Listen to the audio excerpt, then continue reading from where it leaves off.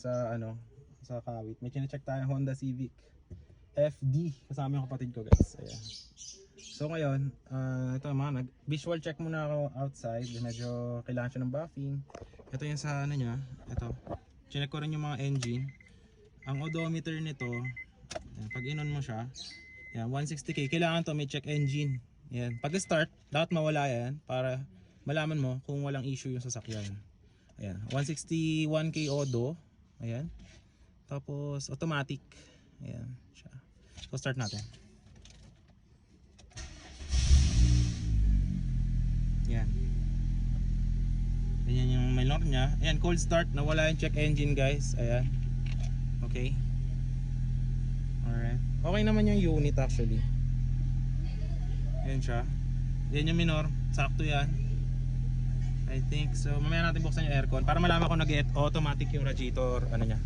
Radiator fan. Ayan natin. Silipin natin.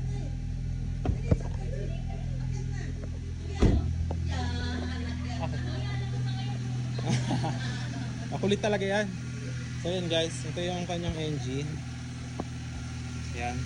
Dapat silipin nyo to kung may usok. Yan. Wala namang usok guys. Yan. Dipstick.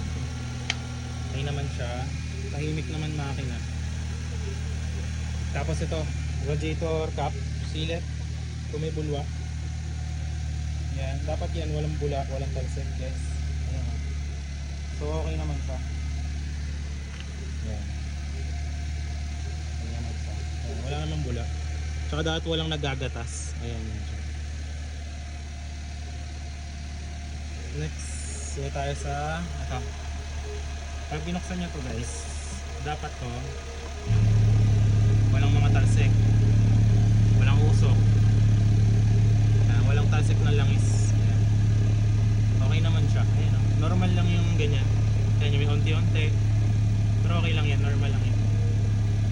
Ayan, tahimik pa makina na to. Walang talsik, oh. Walang sign ng mga marumi. Sara na natin. Okay. Ayan. Tapos, ang next i-check nyo dyan, tahimik naman yung engine, walang knocking sound. Ito, kung ito yung radiator fan nya, kailangan hindi yan umiikot. Kapag na umiikot yan, ibig sabihin niya, recta fan na yan. So, hindi naman umiikot. Yung isa dyan, aircon fan. Pag binuksan mo yung aircon, mag-on yung isang fan, kasi nandiyan yung condenser. Yan, so okay naman guys. Mamaya buksan natin aircon kung iikot yung aircon fan. Tapos pag uminit na, nakikita natin kung automatic yung radiator fan. Ayan, yan yung kulat. So okay naman. Wala naman siyang kasamaan. Ano naman siya. Pwede. Ito yung ano pala, yung exterior ng sasakyan guys. Yung mugs, pangit ng mugs. Pero okay lang yan, papabapping lang natin. Ito naman yung makina nyo, tahimik yun. Wala siyang walang masamang tunog. Okay naman. Silipin natin dito. Ito sa likod actually malinis oh. Dito spare tire niyan eh. May spare tire yan dito. Ayan, spare tire.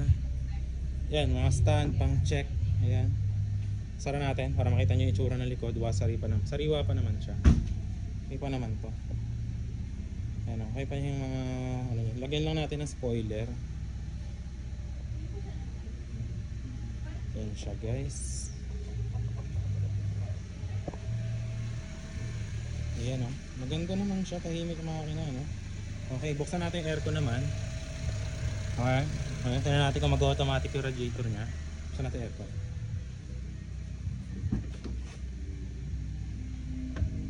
Hello doggy. Buksan natin yung aircon. Paano ba ito buksan? Ayan, pa ganyan. Ayun, ito yung climate control nya. Ayan, pagka inon nyo to guys, pag ganyan yung aircon nya, sira pala tong isa nito. So ayan siya guys. Ayan o, gumagana na yung fan. Ayan, pag naka-on yung aircon. Ayan, okay naman. Ayan. Alright, ito na yung aircon. Malamig naman yung aircon. Dahil malamig yung aircon, check mo nga. Malamig naman yung aircon eh, no? Sabi ko nga sa'yo, pag binili mo yan, gagamitin mo na lang eh. Ay, cute ng mga aso. Ayun naman eh. Ayun naman. Palagay ko guys, tuloy na natin. Okay naman yung sasakyan. Okay naman siya.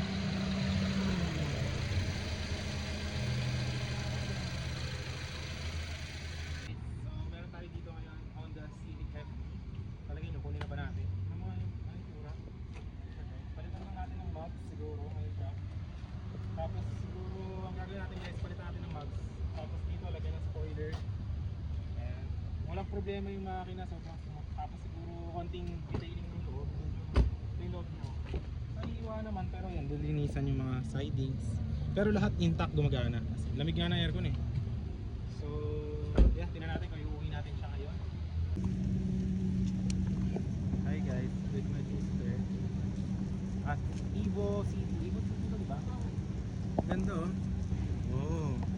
Ano ba to? Date ba to? Date? Date ba to? Date? Tingnan natin yung ORCR niya. Kompleto naman guys, registrado siya. Ayan, andito rin yung mga OR, ID, 3 signatures. Ayan. Wala naman siyang issue sa papel. Tapos deed of sale. Nandito na din. So ayan, magpe-payment na tayo guys. Ito. So ngayon is 9 PM. Uwi na natin itong beach. Ganda pa oh. Let's go! Hey, FD!